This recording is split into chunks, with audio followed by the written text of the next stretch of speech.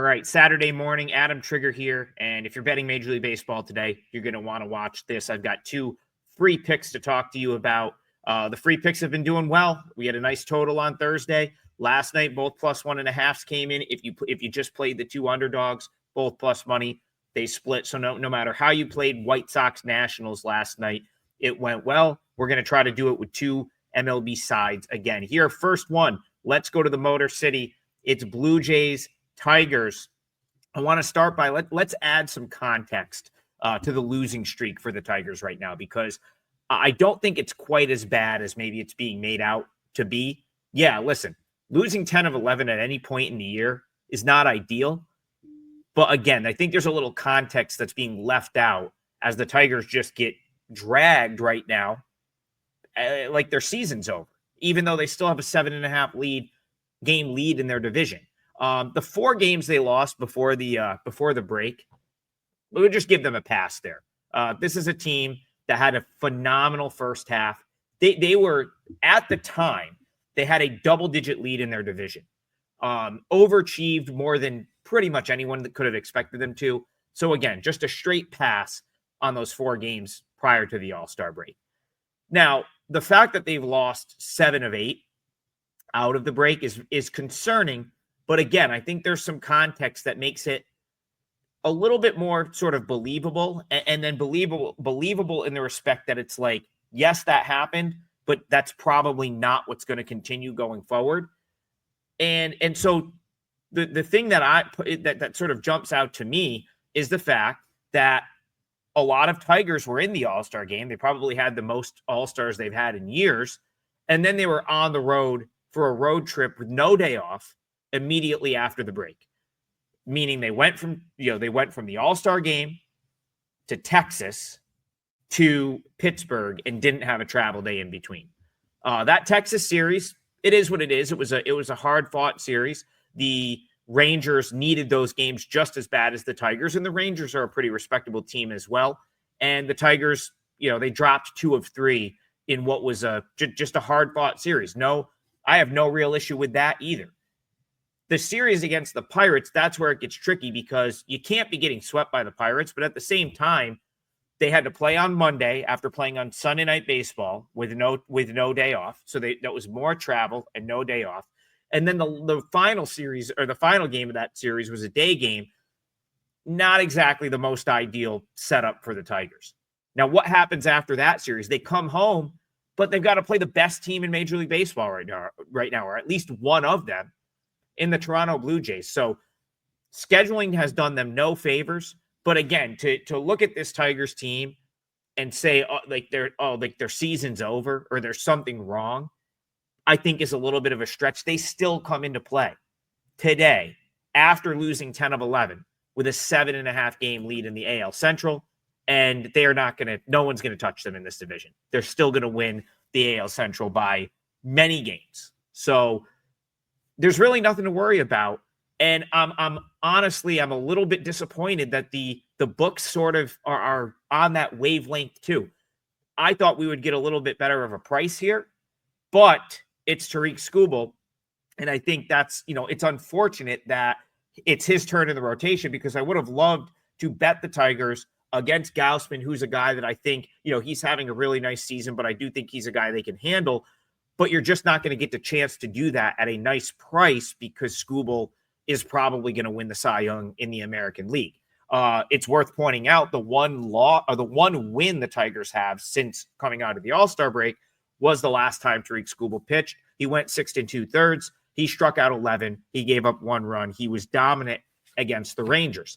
Would not be at all surprised if he was dominant again here. Now, Kevin Gausman's having a really nice season in his own respect. Not really a guy I'm dying to bet against, but I do think, some of the underlying metrics suggest he may trend toward not being average, but maybe, less elite than he's been to this point.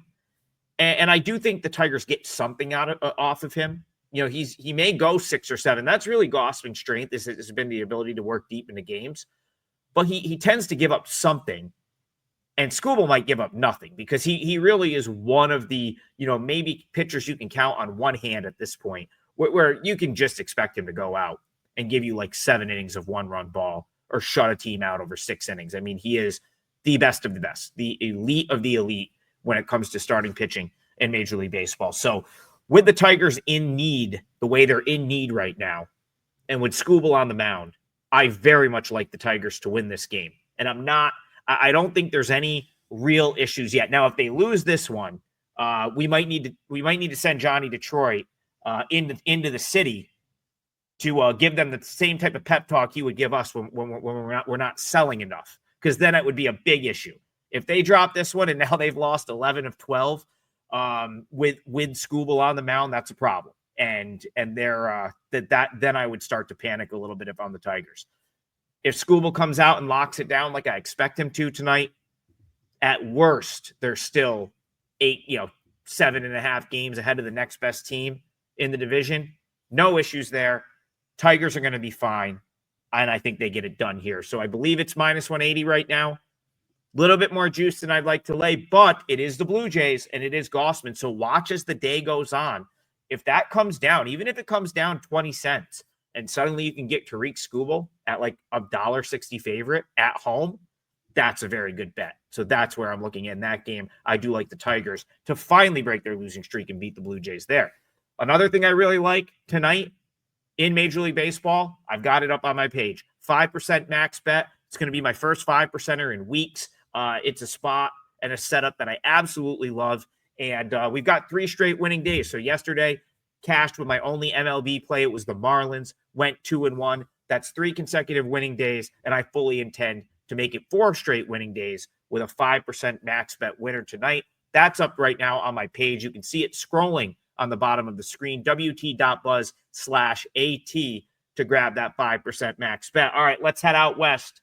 The Mets, ever since the Jay Uso Yeet bobblehead night, they haven't lost. They're red hot. 5 straight wins. Doesn't surprise me at all. This is a team that I had power rated number 1 in the National League back in May. And let's look, just to give more context and more, I guess, support, kind of buying the Tigers low right now. This Mets team had the same exact thing happen to them about a month ago, mid-June. They lost 10 of 11. Suddenly, what's wrong with the Mets? They can't win anymore. There's nothing wrong with them. They're back to 15 games over 500. They are, if they're not the best team in the National League, they're one of like 3 of them.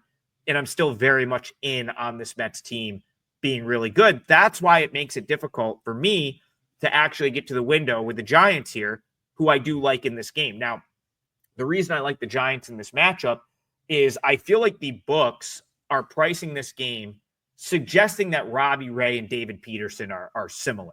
And maybe I'm wrong about that. Maybe they're sort of pricing the Mets being exponentially better than the Giants. Now, I think the Mets are a better team than the Giants. I don't think they're head and shoulders better. I still think the Giants are a pretty good ball club. They come into play 4 games over 500. I still don't think we've seen the Giants play their best ball yet this year. And I do think maybe the travel catches up with the Mets at some point. They had to go across country coming from Anaheim. Now they're coming from a home series with the Angels. Now they're back. Now they're out on the West Coast. They win last night, but it'd be surprising to me if they just win all weekend on the road here. So I do think the Giants probably get them at some point. Kind of makes sense that it would be here. Robbie Ray, David Peterson, in my opinion, they're not the same thing. I know that they're both having very good seasons. Peterson, an ERA under 3, a WHIP of 1.22, but the expected ERA for Peterson right now is over 4. And the expected batting average against is about 270. So, doesn't have, not getting a ton of chase, a ton of swing and miss, is giving up hard contact. That's David Peterson. Tells me that some point in the second half, he might get knocked around a little bit. And, I'm not saying the Giants are like the prime candidate to do that, but the Giants at home, I think certainly have a chance to get some offense going, maybe more so than they do on the road. So I guess, again, if I loved the thought of the Giants bats getting going, I'd be far more inclined to play them here, other than the fact that they're at home and they probably wake up at some point. I'm not, and that's why we're talking about this game as a lean, and it's not a client play for me. Now, what I do think you can bank on is Robbie Ray being very good here. He has been, I mean, he's been fantastic. I feel like he's kind of flown under the radar in this loaded National League where there's all these really good pitchers, and like here you are, Robbie Ray, his ERA is under 3, his WHIP's 1.1. He's averaging more than a strikeout per inning, and all the expected numbers line up with where he's actually at. So when you're looking at two guys that have had very good first halves, Ray and Peterson, the one that's far more likely to keep this going is Robbie Ray. Elite, a strikeout rate that borders on elite. He's getting good. He's getting good swing and miss. He gives up very little hard contact, and it is great command of slider, curve. The fastball is pretty much being thrown to set guys up, and he's just got elite command of all 4 of his pitches right now, which makes me think that he is going to be what he's been going forward, where I think David Peterson maybe comes back to the pack a little bit after a very, very good first half. So that's all I've got in this one. I think a slight lean toward the Giants. They didn't use any of their good bullpen arms last night, and they do have the better starting pitcher on the mound. So we'll say Giants money line. I think maybe minus 105, minus 110.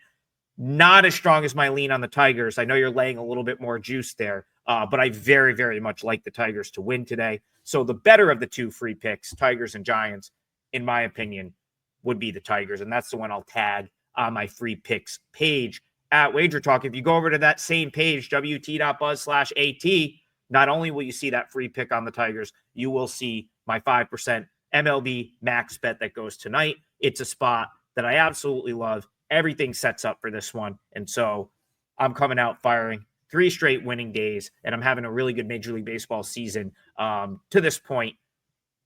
We're gonna take it to the next level though going forward. I love August. All the roster moves start to come in. The books have a hard time keeping up with that. So very, very excited for August, and also very excited for this play tonight. 5%er. Hope you join me, and we'll see you Monday morning. Total basis 9 a.m. Eastern. Have a great weekend, everyone. Cash all your tickets. See you guys on